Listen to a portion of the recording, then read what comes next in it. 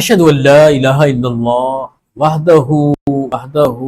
وحدہ لا شریک له واشهد ان محمدا عبدہ ورسولہ اللہم صلی علی سیدنا وقدوتنا محمد وعلی آل سیدنا وقدوتنا محمد وبارک وسلم۔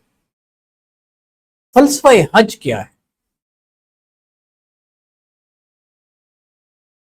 حج مظہر ہے عشق الہی کی ایک خوبصورت جھلک ہے۔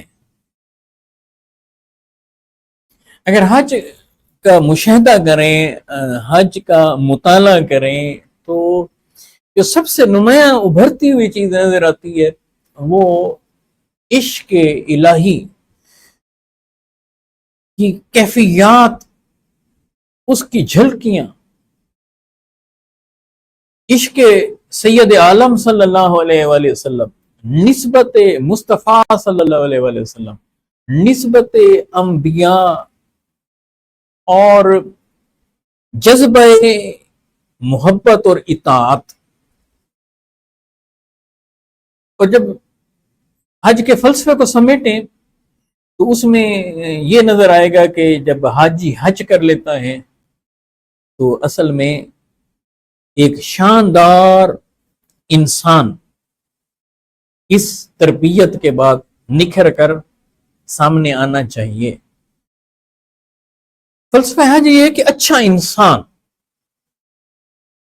محبت کرتا ہوا انسان، اللہ سے عشق کرتا ہوا انسان، اللہ کے محبوب علیہ الصلوۃ والسلام سے عشق کرتا ہوا، اللہ کے محبوب علیہ الصلوۃ والسلام کی نسبتوں سے اپنا تعلق استوار کرتا ہوا، صالحین کی نسبتوں سے جڑتا ہوا انسان، اور اطاعت الہی اور اطاعت رسول صلی اللہ علیہ وآلہ وسلم میں رہنے والا انسان، یہ فلسفہ ہے حج۔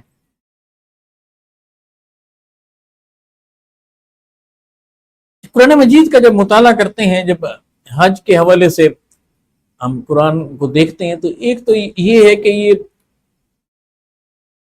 صاحب استطاعت لوگوں پر حج کو فرض کیا گیا، وَلِلَّهِ عَلَى النَّاسِ حِجُّ الْبَيْتَ مَنِ اسْتَطَاعَ إِلَيْهِ سَبِيلًا۔ تو اس کا مطلب یہاں سے پہلا فلسفہ یہ نکلا کہ مال کو اللہ کی راہ میں لگانا چاہیے، لیکن اس سے بھی اگلی بات اسی آیت میں بغیر کہی گئی ہے، وہ یہ کہ مال تو لگاؤ ہی کہ تاکہ تمہیں مال کی اہمیت زیادہ اچھی نہ لگے، بلکہ اللہ کا قرب زیادہ پیارا ہونا چاہیے، اللہ کی رضا ملحوظ خاطر ہونی چاہیے، اور اللہ کو راضی رکھنے کے لیے مال کو اللہ کے راہ میں خرچ کرنا چاہیے۔ مگر جو بات نہ کہہ کر کہی گئی ہے وہ یہ کہ سب سے قیمتی چیز وقت ہے، وقت، وہ وقت اللہ کے لیے صرف کرو۔ اس میں دوسرا نقطہ فلسفہ حج میں سب سے پہلے مال کو اللہ کی راہ میں خرچ کرنا ہے کہ صاحب استطاعت لوگوں پر حج کو، دوسرا وقت اللہ کی راہ میں لگانا ہے۔ آپ اپنے بزنس کو چھوڑیں، اپنے دنیا کے امور کو جنہیں بہت زیادہ امپورٹنس دیتے ہیں انہیں چھوڑو، ادھر چلو اللہ کی طرف، اللہ کے گھر کی طرف۔ اور تیسری چیز، اس میں جسمانی طور پر اپنی پریزنس اللہ کے لیے، سفر کی صعوبتیں، سفر کی مشکلات، بیمار ہیں، مختلف میڈیسن کو یوز کر رہی ہیں، اب میڈیسن بھی ساتھ ہیں، لیکن نہیں، اللہ نے تمہیں مال دیا ہے تو مال کو اللہ کی راہ میں خرچ کرو، وقت کو اللہ کی راہ میں لگاؤ، اللہ کے لیے صبر کرو۔ تو آسان کام تھوڑا ہے کہ لاکھوں لوگوں کے ساتھ مل کر طواف کرنا، لاکھوں لوگوں کے ساتھ مل کر سعی کرنا، وہاں دھکے لگیں گے، وہاں بھوک ہوگی، کبھی پیاس ہوگی، کبھی میدان عرفات ہوگا، کبھی چلچلاتی دھوپ ہوگی، और फिर अल्लाह की खातिर जायज चीजों को भी छोड़ देना। लिबास पहनना जायज था ना, तो अब कहा कि 3 पीस छोड़ दो, पैंट शर्ट छोड़ दो, अपने कॉटन लगे सूट छोड़ दो, अपने कीमती लिबास छोड़ दो, एहराम में आ जाओ ना, 2 अनसिली चादरों में आ जाओ। आए, ये प्रैक्टिकली इसमें क्या फलसफा है? अल्लाह की खातिर आप अपना लिबास तक तर्क कर देते हैं।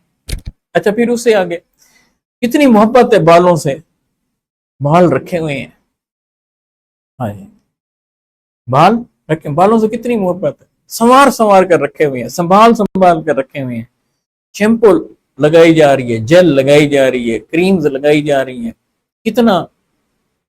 मगर जब आप हज के लिए आए हैं तो सबसे ज्यादा रसूल अल्लाह सल्लल्लाहु अलैहि वसल्लम को महबूब ये है कि सर के बालों को मुंडवा दिया जाए। हुजूर अलैहिस्सलातु वस्सलाम ने जब दुआ फरमाई ना, तो जिन्होंने सर के बालों को मुंडवाया उनके लिए अल्लाह के हबीब अलैहिस्सलाम ने एक बार दुआ फरमाई। फिर रसूलुल्लाह सल्लल्लाहु अलैहि वसल्लम ने दूसरी बार भी सर के बाल मुंडवाने वाले उनके लिए दुआ फरमाई। फिर तीसरी बार आपने बालों को कटवाने वाले उनके लिए दुआ फरमाई।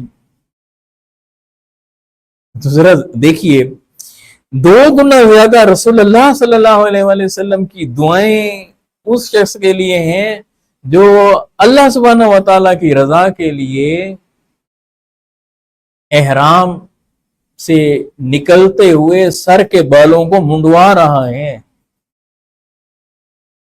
तो सर के बालों की आपने कुर्बानी दी। वो बड़े बड़े उलमा, सकालर, पीराने गिरामी, बड़े बड़े शयूख, मशाइख वहां पहुंचे हुए हैं जिन्होंने कभी सर से कपड़ा उतारा ही नहीं होता, टोपी उतारी नहीं होती। भी क्या है, ये जय्यद अल्लामा हैं, बड़े जय्यद सकालर हैं, अपनी पगड़ी नहीं उतारी होती। मगर जब हज के लिए जाता है, अल्लाह की बारगाह में हाजिर होता है, एहराम पहनता है, तो पगड़ी भी गई, टोपी भी गई, लिबास भी, रूटीन का लिबास भी गया, सर के बाल भी गए। कितने लुत्फ की बात है। अब ये सारी चीजें जायज थी ना, तो गोया अमलन ये बंदा इजहार कर रहा है, हज करके ये ऐलान कर रहा है, मौला वो जो चीजें तूने जायज भी रखी हैं, मगर जब यहां आया हूं तो तेरे लिए, तेरी खातिर, तुझे राजी करने के लिए, तुझे खुश करने के लिए, मौला तुझे मनाने के लिए इनको भी छोड़ता हूं, रूटीन का लिबास भी छोड़ता हूं, एहराम पहनता हूं। मौला मैं अपने रूटीन के बालों को भी मौला तेरी बारगाह में पेश कर, तेरी खातिर, तुझे राजी रखने के लिए इनको भी मुंडवा लेता हूं। मौला अपनी टोपी भी उतारता हूं, अपनी पगड़ी भी उतारता हूं। मौला फकीरों जैसे बनकर तेरी बारगाह में आता हूं। मौला मंगता बन गया हूं तेरे दर का सवाली बना हुआ हूं, भिखारी बना हुआ हूं। मैं कुछ भी नहीं, मैं कुछ भी नहीं, मैं कुछ भी नहीं, तू ही तू है, और मैं तेरी बारगाह में हाजिर हाजिर हाजिर, लब्बैक अल्लाहुम्मा लब्बैक, लब्बैक अल्लाहुम्मा लब्बैक की सदाएं लगा रहा है। यूं लगता है कि कोई मंगता है और किसी करीम के दरवाजे पर है, यूं लगता है कि मंगता है किसी सखी के दरवाजे पर है, उसके घर के इर्द गिर्द घूमता घूमता घूमता जा रहा है, झूमता झूमता झूमता जा रहा है, ये तवाफ कर रहा है, ये एहराम में मलबूस है, ये खुशबू नहीं इस्तेमाल कर रहा, ये लड़ नहीं रहा, ये किसी से भिड़ नहीं रहा, गाली नहीं दे रहा, जुबान को कंट्रोल किए हुए हैं, ख्वाहिशात नफ्स को कंट्रोल किए हुए हैं, ये मौला की दरबार पर हाजिर है, उसका मंगता बना हुआ है। सिर्फ क्या चाहता है कि अल्लाह राजी हो जाए, मुझसे मेरा अल्लाह खुश हो जाए। और कुरान मजीद ने कहा वला फुसूकुन वला जिदाल, ये लड़ाई झगड़ा नहीं करता, कतरो गलत गरी नहीं करता, फिस्क और फजूर नहीं करता, गुमराही के काम नहीं, यानी हज का सबसे बड़ा फलसफा ये कि आपने गुमराह नहीं होना, रास्ता गुम नहीं करना, हिदायत को गुम नहीं करना, ईमान को गुम नहीं करना, अमाल सालिहा को गुम नहीं करना।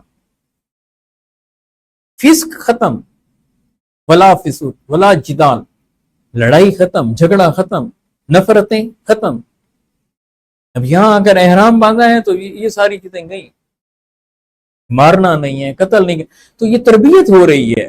तो हज का फलसफा क्या हुआ? एक अच्छा इंसान बनना, जिसने लड़ना नहीं है, जिसने झगड़ना नहीं है, जिसने गाली नहीं देनी, जिसने नाहक किसी को मारना नहीं है। हज का फलसफा क्या है? कि अल्लाह सुब्हानहू व तआला को राजी करना है, अल्लाह को खुश करना है। हज का फलसफा क्या है? अल्लाह की इताअत करनी है, बंदे ने बंदगी करनी है। हज का फलसफा क्या है? ख्वाहिशात नफ्स पर कंट्रोल करना है। हज का फलसफा क्या है? अपने आप को मौला के सपुर्द करना है। हज का फलसफा क्या है? हुजूर अलैहिस्सलातु वस्सलाम की इताअत करनी है। हज का फलसफा क्या है? अल्लाह और अल्लाह के हबीब अलैहिस्सलाम से इश्क करना। हज का फलसफा क्या है? अल्लाह के महबूब बंदों की बारगाह में हाजिर होना, अल्लाह के महबूब बंदों की निस्बतों से जुड़ जाना, अल्लाह के महबूब बंदों के कदमों में रहना, अल्लाह सुब्हानहू व तआला की मानना, अल्लाह के महबूब अलैहिस्सलातु वस्सलाम की मानना। जैसे हजूर ने किया था सल्लल्लाहु अलैहि वसल्लम वैसे करना, हजूर के नकूशे पाक को ढूंढना, हजूर अलैहिस्सलातु वस्सलाम की इताअत करना, आका से मोहब्बत करना, अल्लाह सुब्हानहू व तआला की खातिर अपनी पसंदीदा और महबूब तरीन चीजों को कुर्बान करना, जाहिरी कुर्बानी भी देना और शैतान से दूर रहना, उसे कंकरियां मारना। ये फलसफा हज सिखा रहा है कि अल्लाह को मानने वाला कभी शैतान की पूजा नहीं करेगा, शैतान की इताअत नहीं करेगा, शैतान की ख्वाहिशात पर नहीं चलेगा, शैतान के वसवसों में नहीं आएगा, बहकावों में नहीं आएगा। अलामती तौर पर वहां पत्थर फेंक रहा है शैतान की तरफ। तो फलसफा हज ये हुआ कि जो शैतान को पत्थर मार कर आ रहा है वहां, वो वापस अपनी जिंदगी में जब पलटेगा तो अब शैतान की पैरवी नहीं करेगा। अब भी अगर वो रिश्वत खा रहा है, अब भी अगर सूद ले रहा है, अब भी अगर नाहक जमीनों पर कब्जे कर रहा है, अब भी कत्ल गारत गरी कर रहा है, तो फिर वहां शैतान को पत्थर मारना उसका क्या हुआ?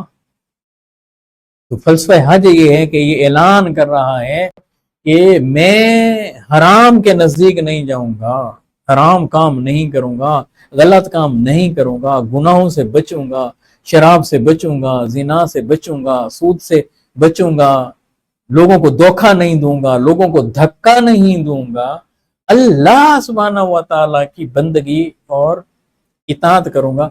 सो अल्लाह से इश्क का एहसास, अल्लाह से इश्क का इजहार, अल्लाह के रसूल सल्लल्लाहु अलैहि वसल्लम से इश्क का इजहार और अल्लाह के हबीब अलैहिस्सलातु वस्सलाम की इताअत और शैतान की हर लेवल पर नफी, हराम कामों से इज्तिनाब, ये फलसफा हज है जो इंसान को शानदार और बेहतरीन और उजला और आला और रोशन इंसान बनाता है। अस्सलामु अलैकुम व रहमतुल्लाहि व बरकातहू।